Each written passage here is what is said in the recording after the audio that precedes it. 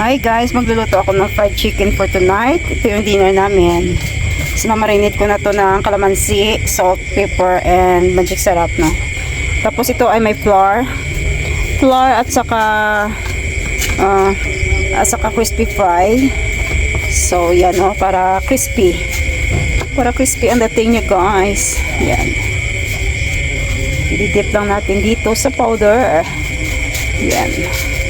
Hindi na ako naglalagay ng itlog. Ito mas crispy siya kapag ganito.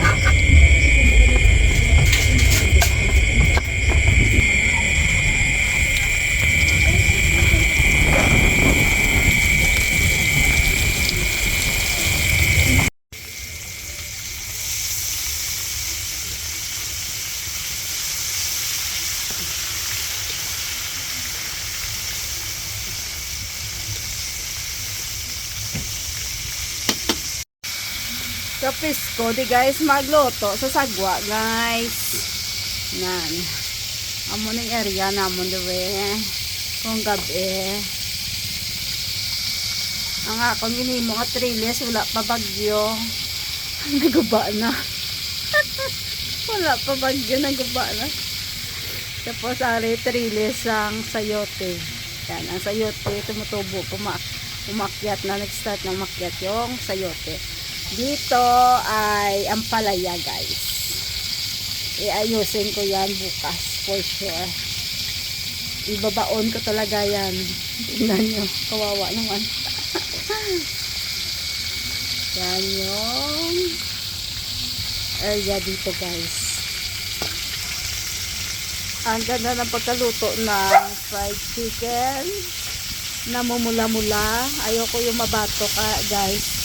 Kaya binabaligtad ko ng ilang bisis yan para hindi siya magiging overcook. Ayan. Cutie din kalagalan, kalagawan si mo cutie. Namuson ka na. Cutie, mga cute ng mga doggy deriyo. Malapit na ni sa malapit na ni sa magpaalam dito sa farm guys. May owner na yan siya. Yan din oh, may owner na rin yan oh. Ito, kailan yan magiging owner? Magiging owner. Kailan yan magkaroon ng owner yan? Hindi ko na kaya mag-alaga na maraming guys, maraming aso dito no. Nagkakalat yung mga ihi nila dito. Yan oh. Ganda oh.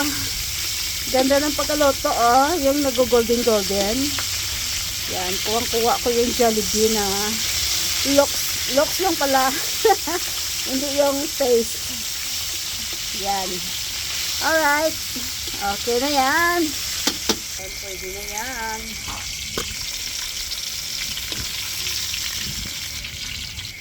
Hoy cutie. Gano ka da cutie? Sulod na. Gabi na ni. Cutie. Kapamusun si cutie. Sulod. Hey. Gapati siya.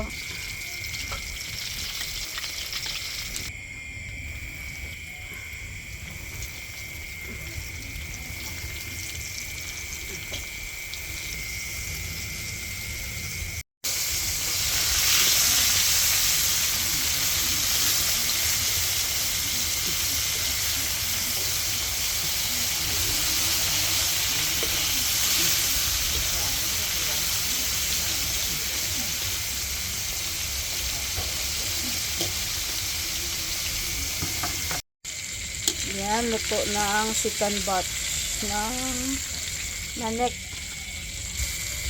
Tamang-tama lang oh. Slow fire lang yan guys. Para sigurado na luto sa loob.